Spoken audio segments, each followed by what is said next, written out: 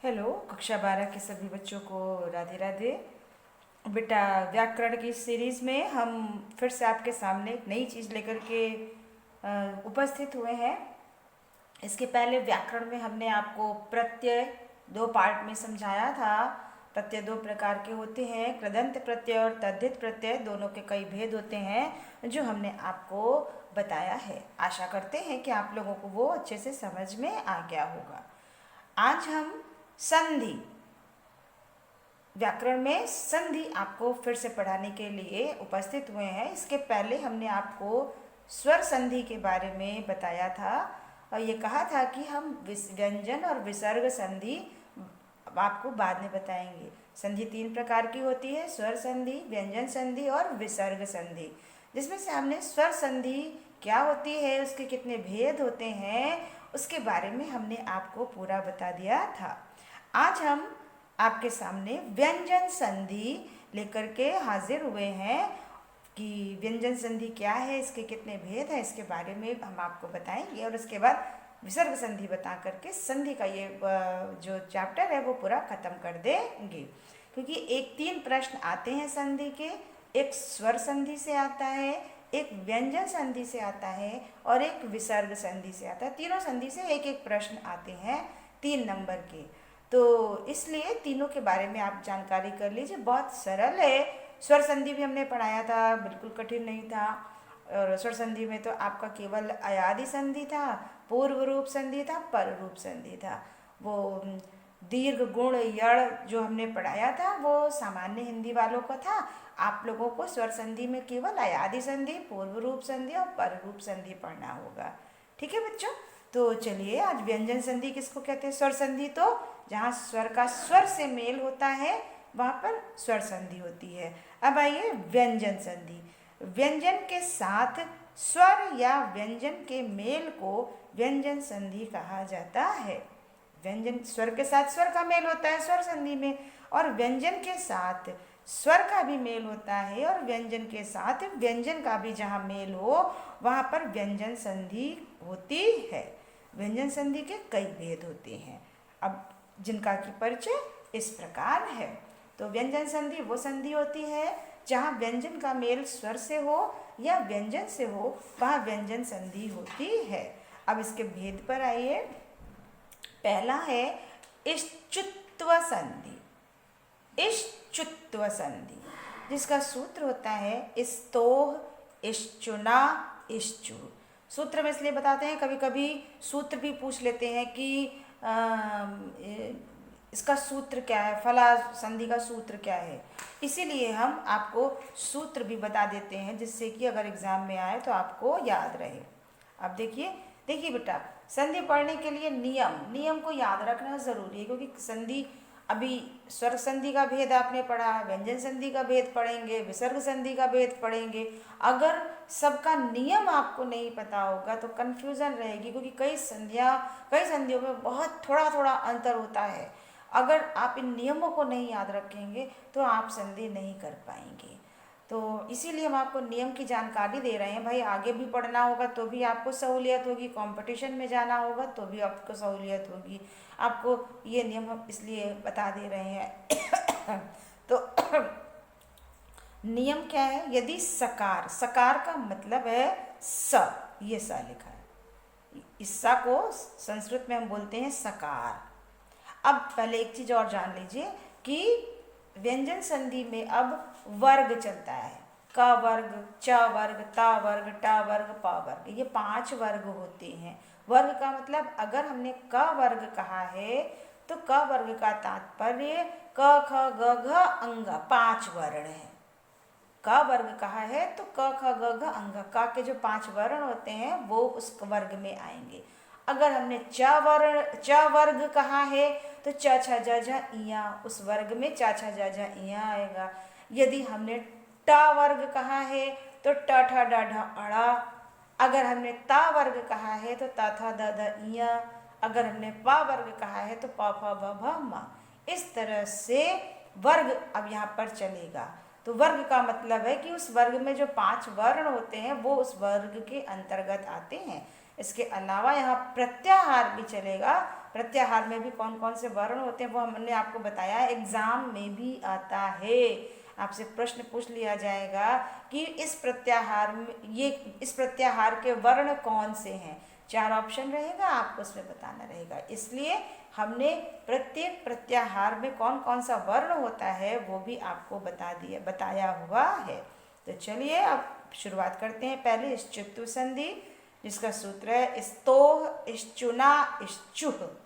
अब इसका नियम, यदि सकार, सकार का मतलब स, या ता वर्ग माने त थ द ध न, हमने लिख दिया है इसीलिए। ता वर्ग का मतलब त थ द ध, उसमें जितने भी वर्ण होंगे वो ता वर्ग के उपरांत, उपरांत माने बाद।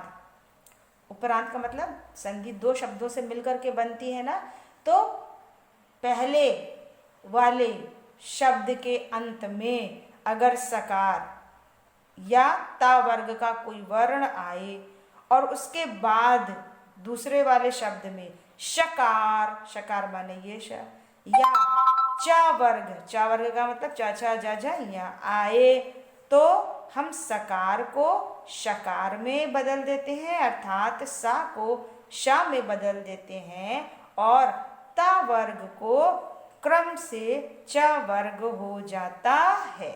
क्रम से यानी ता वर्ग का जो वर्ण है, पहला है, दूसरा है, तीसरा है, या चौथा है, या 5वां है, जो वर्ण है उस जगह पर च वर्ग का वर्ण आएगा उसी क्रम का। अगर ता वर्ग का चौथा वर्ण है तो च वर्ग का चौथा वर्ण लिखेंगे। अगर ता वर्ग का पहला वर्ण है तो च वर्ग का पहला वर्ण लिखेंगे। फिर से नियम देखिए, यदि सकार या ता वर्ग के उपरांत, यदि सकार यानी स और ता था दा धा ना के बाद शकार या च वर्ग आए तो सकार को शकार में बदलते हैं। सकार को शकार में यानी इस सा को इस शा में बदल देते हैं, तथा ता वर्ग का क्रम से च वर्ग हो जाता है। आया समझ में? अब उदाहरण देखिए, खूब ध्यान से देखिएगा तब समझ में आएगा। देखिए, हरिस धन शेते। अब देखिए, हमने कहा था ना कि पहले वाले शब्द के अंत में या तो सकार आए या ता वर्ग आए, दोनों में से कोई एक आए। सकार यानी स या ता वर्ग का मतलब ता था दा धा ना में से कोई वर्ग आए, और उसके बाद दूसरे वाले शब्द में शकार या ता वर्ग आए। पहला वर्ण ही देखना है, दूसरे से कोई मतलब नहीं है। यहाँ का अंतिम, यहाँ का पहला, और इसके उपरांत शकार या ता वर्ग चा वर्ग आए तो सकार को शकार में इधर का बदलते हैं, इधर का नहीं बदलते, इधर जो रहता है वही रहता है। बस ये देख लेते हैं कि वो चीज़ आई है या नहीं जो नियम में कह रहा है।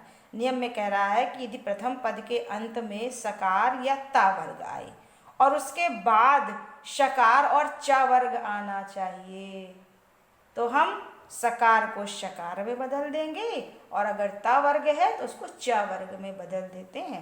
तो यहाँ पे सकार आया है, स आया है, इसलिए इस सकार को शकार में बदलेंगे, और वो भी आधा। व्यंजन संधि में हम जो कुछ भी वर्ण बदलते हैं वो आधा ही होता है, वो पूरा नहीं लिखा जाता। तो ये सकार को शकार यानी कि इस श में बदलेंगे, वो भी आधा। तो इसीलिए लिखा हर्ष। देखिए, इस सा की जगह पर ये आधा श, और शेते जो लिखा है वही लिखा है हर्ष शेते। रामस धन चिनोति। पद के अंत में सकार या ता वर्ग में से कोई आए तो सकार आया है, और उसके उपरांत शकार या च वर्ग, यहाँ च वर्ग आया है, तो इस सकार को शकार में बदलेंगे। तो यहाँ पर भी श हो जाएगा शकार आधा, ये वाला श आधा श, तो रामश चिनोति हो गया ये। तत् धन चौरह। देखिए, तत् धन चौरह, प्रथम शब्द के अंत में ता वर्ग आया है, सकार या ता वर्ग आना चाहिए, तो ता वर्ग आया। ऊपर दोनों में सकार आया था, यहाँ पे ता वर्ग आया है। और उसके बाद क्या आना चाहिए, चाहे शकार आए या चाहे च वर्ग आए, यहाँ पे च वर्ग आया हुआ है। तो इस ता वर्ग को हम च वर्ग में बदलेंगे। इससे कोई मतलब नहीं है, जो है वही रहेगा। इस ता वर्ग को च वर्ग में। अब ये जो ता वर्ग है, ता वर्ग का ये कौन सा वर्ण है, ता था द ध ना, ता पहला वर्ण है। तो च वर्ग में जब हम इसको बदलेंगे तो च वर्ग का पहला ही वर्ण होना चाहिए। तो च वर्ग का पहला वर्ण च होता है, वो भी आधा। तो ये हो जाएगा तच्चौरः। आया समझ में। सत धन चित, पद के अंत में ता वर्ग आया है और उसके बाद च वर्ग आया है। तो ता वर्ग को च वर्ग में बदलेंगे, जिस क्रम का है वर्ग। ये ता वर्ग का पहला है, तो च वर्ग का पहला ही वर्ण च, वो भी आधा। सच्चित हो गया। मत धन चित्ते, पद के अंत में ता वर्ग आया है, उसके बाद च वर्ग आया है। तो ता वर्ग को च वर्ग में बदलेंगे, वो भी जिस क्रम का ये है। ता पहला वर्ण है तो च भी पहला वर्ण होगा। मत चित्ते सत धन चयनम, ता वर्ग आया है, उसके बाद च वर्ग आया है। तो ता को च में बदलेंगे, च वर्ग में। ये पहला वर्ण ता है, तो च हो जाएगा आधा। सच्चयनम। सन धन शंभु, सन धन शंभु, यहाँ पर ता वर्ग आया है। प्रथम पद के अंत में या तो सकार आए और या ता वर्ग आए, कोई भी दोनों में से एक आए। तो सकार नहीं है, ता वर्ग, ता था द ध न है ना, ता वर्ग, उसका वर्ण आया है। और उसके बाद चाहे शकार या च वर्ग आए, ये शकार आया हुआ है। तो नियम तो सही है। तो हम इस ता वर्ग को च वर्ग में बदलेंगे। अब ये न है, यानी ता वर्ग का कौन सा क्रम का वर्ण है, ता था द ध न, पांचवा है। तो च वर्ग का पांचवा ही वर्ण रखेंगे, आधा। च का पांचवा वर्ण क्या होता है, इया, इया का आधा रखेंगे। तो ये हो जाएगा संशंभु। सन शंभु है तो संग शंभु, देखिए ना की जगह पर इया रखा और इधर वाला शब्द वही रहेगा। फिर देखिए शार्ंगिन धन जयः, शार्ंगिन धन जयः, पद के अंत में न आया है, ता वर्ग आया है और उसके बाद च वर्ग आया है। देखिए प्रथम शब्द के अंत में चाहे सकार आए या ता वर्ग है, तो ता था द ध न, ये ता वर्ग है। इसके बाद च वर्ग या शकार आए तो ये च वर्ग है। च छ ज, च छ ज है। तो इसको हम च वर्ग में बदलेंगे, ना को। ये पांचवा वर्ण है, तो च वर्ग का पांचवा वर्ण इया होगा, वो भी आधा। तो शार्ंगजयः हो गया ये। सद धन जनः, सद धन जनः, प्रथम पद के अंत में ता वर्ग आया है, ता था दा आया है और उसके बाद च वर्ग आया है, च छ ज। तो ता वर्ग को च वर्ग में बदलेंगे। तो ता का वर्ग का ये ता था दा तीसरा वर्ण है, तो च वर्ग का भी तीसरा ही वर्ण हम लेंगे, च छ ज, वो भी आधा। तो दा की जगह पे आधा ज। सज्जनः, सत धन चरितम, ये ता वर्ग है, ये च वर्ग है, ता को च में बदल देंगे, सच्चरितम। आया समझ में बेटा। तो ये था आपका इष्टत्व संधि, जिसमें हमने आपको नियम बताया और उदाहरण इतने ही नहीं है, और भी बहुत उदाहरण है। नियम याद रखेंगे तो आपको संधि करने में आसान रहेगी। बस नियम को रटे रहिए कि यदि सकार या ता वर्ग के बाद शकार या च वर्ग आए तो सकार को शकार में बदल देंगे और ता वर्ग को च वर्ग में बदल देंगे। बस यही नियम है, ठीक है। चलिए अब इसी का दूसरा भेद है इष्टत्व संधि। इष्टत्व संधि जिसका सूत्र है इष्टुनाष्टुः, जिसका सूत्र है इष्टुनाष्टुः। अब इसका नियम देखिए, यदि सकार या ता वर्ग के पश्चात, पहले वाले में भी था सकार या ता वर्ग के पश्चात ये श, इस श का मतलब ये शकार, ये खटकोड़ वाला श, शकार या टा वर्ग आए। टा वर्ग का मतलब टाठा डाढ़ा अड़ा आए। पहले वाले में क्या था, सकार या ता वर्ग के बाद शकार शरीफा वाला श, वो या चा वर्ग आता था। लेकिन स्टुनाष्टु में सकार या ता वर्ग के पश्चात ये शा, ये शकार या टा वर्ग टाठा डा आए तो सकार को शकार में बदल देंगे और ता वर्ग का क्रमशः टा वर्ग हो जाता है। ता वर्ग को टा वर्ग में, क्रमशः का मतलब वही जिस क्रम का वर्ण है उसको उसी क्रम में बदलेंगे। अब देखिए इसका उदाहरण कुछ। रामस धन षष्ठ, नियम के अनुसार पहले पद के अंत में सकार या ता वर्ग आना चाहिए, तो यहाँ पे सकार आया है और उसके बाद शकार ये वाला श खटकोड़ वाला और या टा वर्ग आना चाहिए था, दोनों में से एक ही आएगा तो ये वाला श आया हुआ है, तो इस सकार को हम इस श में बदल देंगे, वो भी आधा, तो ये हो जाएगा रामश षष्ठः। रामस धन टीकते, सकार वर्ग के बाद टा वर्ग आया है, सकार वर्ग के बाद देखिए टा वर्ग आया है। सकार या ता वर्ग के पश्चात चाहे शकार आए या टा वर्ग आए, तो यहाँ पे टा वर्ग आया है तो सकार को शकार में बदल देंगे, तो रामष्टीकते। पेश धन ता, पेश धन ता, अब यहाँ पे पद के अंत में पहले से ही शकार आया हुआ है, तो यहाँ पर हम क्या करेंगे, बस इसे केवल आधा कर देंगे जब इसकी संधि करेंगे और ता वर्ग को टा में बदल देंगे, तो ये हो जाएगा पेष्टा।